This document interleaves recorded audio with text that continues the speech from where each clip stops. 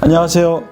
말씀 묵상 이광재 목사입니다. 저희는 어제 하나님께서 찬양받기에 합당하시다 그 이유들을 하나하나 같이 나누었습니다.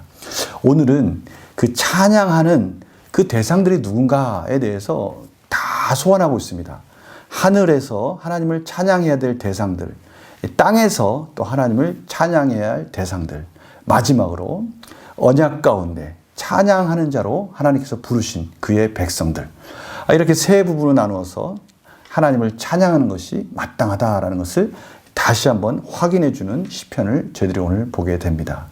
오늘 말씀을 통해서 저희들이 얼마나 소중한, 또 얼마나 하나님께서 귀히 저희들을 부르셨는지를 다시 한번 깨닫는 그런 귀한 시간들이 되기를 간절히 축원합니다. 제가 기도하고 시작하겠습니다. 하나님, 저희들 안에 하나님을 찬양할 수 있는 놀라우신 특권을 허락하여 주셨습니다. 그런데 그것을 저희들이 문득문득 잊고 살 때가 많습니다. 오늘 말씀을 통해서 다시 한번 찬양의 열정을 회복시켜 주시고 저희들이 하나님을 찬양하는 자라는 것이 얼마나 귀한 은혜인지를 깨닫는 놀라운 축복의 시간으로 인도하여 주시옵소서. 성령님 조명하여 주시옵소서. 감사드리며 예수님의 이름으로 기도드립니다. 아멘. 시편 148편 1절에서 14절 말씀을 제가 봉독해 드리도록 하겠습니다. 할렐루야, 하늘에서 여호와를 찬양하며 높은 데서 그를 찬양할지어다. 그의 모든 천사여 찬양하며 모든 군대여 그를 찬양할지어다. 해와 달아 그를 찬양하며 밝은 별들아 다 그를 찬양할지어다. 하늘의 하늘도 그를 찬양하며 하늘 위에 있는 물들도 그를 찬양할지어다. 그것들이 여호와 이름을 찬양함은 그가 명령하심으로 지음을 받았음이로다. 그가 또 그것들을 영원히 세우시고 패하지 못할 명령을 정하셨도다. 너희 용들과 바다여 땅에서 여호와를 찬양하라. 불과 우박과 눈과 안개와 그의 말씀을 따르는 광풍이며 산들과 모든 작은 산과 과수와 모든 백향목이며 짐승과 모든 가축과 기는 것과 나는 새며 세상의 왕들과 모든 백성들과 고관들과 땅의 모든 재판관들이며 총각과 처녀와 노인과 아이들아 여호와 이름을 찬양할지어다. 그의 이름이 홀로 높으시며 그의 영광이 땅과 하늘 위에 뛰어나심이로다. 그가 그의 백성의 뿔을 높이셨으니 그는 모든 성도 곧 그를 가까이하는 백성 이스라엘 자손의 찬양받을 이시로다. 할렐루야. 아멘. 오늘 본문을 보면 할렐루야 여호와를 찬양할지어다 라고 선포한 후에 이제 먼저 하늘의 모든 피조물들이 하나님을 찬양해야 된다라고 말씀하고 있습니다. 하늘에 있는 모든 피조물들에 예외가 없습니다. 왜냐하면요, 찬양의 대상은 누군가? 오늘 5절 말씀에 그것들이 여호와의 이름을 찬양함은 그가 명령하심으로 지음을 받았음이로다. 하나님께 지음받은 것들은 다 찬양해야 됩니다. 그것이 마땅하고요. 그 자리가 바로 하나님이 창조하신 자리입니다. 하나님을 찬양하는 자로서 하나님이 세우신 그 질서 가운데 오늘 6절입니다. 그가 또 그것들을 영원히 세우시고 패하지 못할 명령을 정하셨더라. 하나님께서 세우신 그 질서 속에서 모든 하나님의 피조물들이 운행할 때 그 모든 것들은 하나님을 찬양하는 자로 하나님께서 세우셨다는 것이죠. 이어서 또 7절부터 13절까지 이제 땅에 있는 것들, 땅에서 운행하는 그 모든 것들도 하나님을 찬양하는 것이 마땅하다라고 말씀합니다. 참 재밌는 거는요, 좀 이해하기 힘든 부분을 제가 설명해 드리겠습니다. 너희 용들과 바다여 땅에서 여호와를 찬양하라. 이 용은요, 당시에 이 바다에서 사는 큰 생물들을 특별히 지칭할 수 없어서 그것을 대상으로 상징적으로 표현한 겁니다. 예전부터 고대 근동에는요, 이 바다가 혼돈의 상징이었습니다. 근데 그 혼돈의 상징이 바다에 사는 큰 알 수 없는 그런 큰 피조물들, 이런 것들을 용이라고 지칭한 것이죠. 그러나 그것들 역시 하나님께서 창조하신 피조물이기 때문에 하나님을 찬양하는 것이 마땅하다는 것이죠. 산들, 또 산과 과수. 근데 오늘 재미있는 것은요, 8절에 보니까 불과 우박과 눈과 안개와 그의 말씀을 따르는 광풍이며, 참 재밌지 않습니까? 모든 피조물들 중에는 또 그 피조물들이 만드는 날씨들도 있지 않습니까? 근데 그 날씨들까지도 하나님을 찬양하라 라고 말씀하고 있는 거예요. 그렇게 생각한다면 이 봄의 기운이 이렇게 부는 거, 봄의 기운이 불어서 꽃이 피고 마른 가지 같이 죽은 가지 같은 그 피조물들이 그 하나님의 봄 기운에 의해서 다시 꽃이 펴서 활짝 펴서 아름다운 천지 만물을 만들어가는 것, 이것이 곧 하나님을 찬양하는 모습이다라고 저희들이 생각할 수 있습니다. 모든 날씨들을 하나님께서 그렇게 주관하심으로 인해서 하나님을 찬양하도록 인도해 주신다는 것입니다. 11절, 12절에 보면 하나님께서 창조하신 피조물 중에 가장 아름답고 하나님의 형상을 따라 만든 그 모든 계층의 사람들이 하나님을 찬양하는 것이 마땅하다라고 마무리 짓고 있습니다. 그리고 마지막으로 14절에 보니까요. 그가 그의 백성의 뿔을 높이셨다.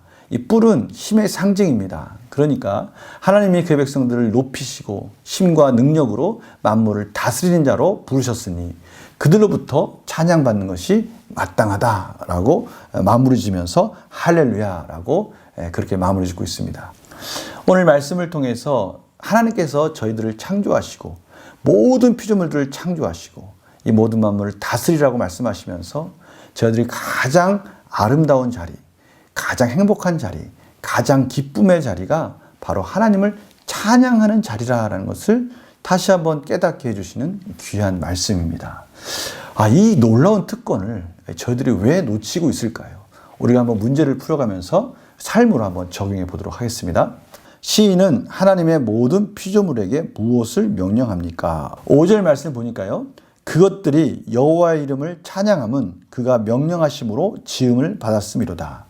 그가 명령하셨다는 것이죠. 창조하실 때 하나님께서 말씀으로 창조하시고 그 피조물들이 마땅히 해야 할 일들, 그 질서의 자리를 하나님께서 명령하셨어요. 그러나 그것들이 그 자리에서 맡은 일들을 최선을 다할 때 그것은 곧 하나님이 기뻐하시는 찬양의 자리가 된다는 것이죠. 이것이 정말 중요합니다. 하나님이 원하시는 그 본분, 우리 인간으로 따지면 인간의 본분을 지킬 때 그 자리가 가장 아름다운 자리고 그 자리가 찬양의 자리라는 것이죠. 두 번째 문제 볼까요? 시인은 하나님을 찬양해야 할 대상으로 무엇을 나열합니까? 한 30에서 31가지를 쭉 나열합니다. 오늘 7절에서 12절까지는 이 땅과 바다와 또 많은 우리의 피조물 중에 만물의 영장인 인간까지도 하나님을 찬양해야 된다. 모든 사람들은 하나님을 찬양해야 된다라고 그렇게 말씀하고 계십니다. 연구와 묵상실 보겠습니다. 시인은 왜 피조물을 나열하며 여호와를 찬양하라고 말합니까? 시인의 간절한 마음을 저희들이 볼 수 있습니다. 하나님께서 모든 피조물을 창조하시고 그 모든 피조물들이 각자의 자리에서 아름답게 조화를 이루어가고 질서 속에 운행하는 모습을 보면서 참으로 보시기에 좋았더라라고 하나님께서 말씀하셨습니다. 오늘 그 부분을 다시 회복하라라고 말씀하시는 겁니다. 마지막 부분에 가서 하나님의 언약 백성들이 힘과 능력으로 또 하나님이 주시는 그 은혜를 찬양하는 것이 마땅하다고 했는데요. 그것은 단순히 그 하나님의 언약 백성의 찬양만이 아니라 또 마땅히 그 모든 것들을 찬양의 자리로 회복시키는 사명을 또 다시 한번 기억나게 해주시는 말씀이기도 한 것이죠. 이것이 오늘의 중요한 메시지입니다. 하나님은 아담과 하와에게 모든 피조물들을 다스리라고 말씀하셨어요. 생육하고 번성하라고 말씀하셨어요. 그것은 다른 말로 한다면 하나님을 찬양하는 자로서 이 땅을 다스리라고 말씀하시는 것이죠. 지금 저희들을 그렇게 부르신 것이죠. 그래서 느낀 점 보면요. 온천한 만물이 하나님을 찬양해야 한다는 시인의 외침을 보면 무엇을 느낍니까? 이 외침은 저희들의 외침이 되어야 한다는 생각을 합니다. 저희들이 마땅히 이 외침을 해야 되는 거 아닐까요? 우리 스스로 찬양하라 내 영혼아, 찬양하라 내 영혼아. 우리가 앞에 시편에서 그런 고백의 소리를 듣지 않았습니까? 우리는 찬양하는 존재다. 하나님 놀라우신 은혜와 축복과 그런 모든 영광들을 찬양하는 존재로 우리를 부르셨다. 찬양하라 내 영혼아. 그럴 때 우리의 모든 영혼들은 회복하는 것을 경험하게 됩니다. 그러나 단순히 저희들에게만 명령하는 것이 아니라 이젠 세상을 향해서도 명령해야 된다는 것을 다시 한번 깨닫는 것이죠. 이 메시지를 저희들이 이제는 삶에 적용할 때 그곳에서 놀라운 기적이 일어나기 시작하는 것입니다. 여리고성을 점령할 때 그 찬양, 7나팔을 부는 7제사장들을 법궤 앞에 세우셨습니다. 물론 그 앞에는 무장한 군인들이 있었어요. 그런데 그 말씀을 가만히 보면요. 그 말씀의 우선순위는 나팔 부는 자가 먼저 와 있어요. 그 말은 무슨 뜻이냐면 우리들의 삶과 우리들의 영적 전쟁과 그 모든 우선순위는 찬양이 되어야 된다는 것이죠. 그걸 다른 말로 한다면 오늘 이 시편 기자가 말하는 이 외침이 우리 속에서 가장 먼저 울려 퍼져야 될 외침인 거예요. 여호와를 찬양하라, 여호와를 찬양하라, 내 영혼아 여호와를 찬양하라. 이것이 우리가 있어야 될 자리라는 것. 이 정체성을 회복해야 된다라고 오늘 말씀하시는 것이죠. 그래서요, 저는 적용을 이렇게 마무리 짓고 싶습니다. 철옹성 같은 그 여리고성, 우리가 힘들고 어려운 문제를 만났을 때 무기가 중요한 것이 아니고 군사가 중요한 것이 아니고 전략이 중요한 것이 아니라 찬양으로 승리해야 한다. 우리 삶 속에 이 놀라운 비밀, 하나님 가르쳐 주신 이 놀라운 비밀을 삶 속에 적용했으면 좋겠어요. 찬양을 회복합시다. 우리가 정말 찬양을 회복할 때 그 속에 놀라운 승리가 있음을 경험하여서 하나님 앞에 찬양하는 그 자리가 가장 복된 자리라는 것을 저를 깨닫는 그런 삶이 되기를 간절히 축원합니다. 제가 기도하고 마치겠습니다. 하나님, 오늘 하나님께서 찬양의 특권이 얼마나 소중하고 우리가 마땅히 하나님을 찬양하는 자리가 가장 아름답다는 것을 깨닫게 해주셨습니다. 하나님, 저희들 삶 속에 찬양으로 승리하는 놀라운 신비를 깨닫게 해주시고 찬양의 자리를 회복하는 기적의 역사들이 일어나게 하여 주시옵소서. 감사드리며 예수님의 이름으로 기도드립니다. 아멘. 힘들고 어려운 고통의 자리에 계십니까? 찬양을 회복하십시오. 하나님의 자녀는 찬양으로 승리하는 것입니다. 내일 또 뵙겠습니다. 안녕히 계세요.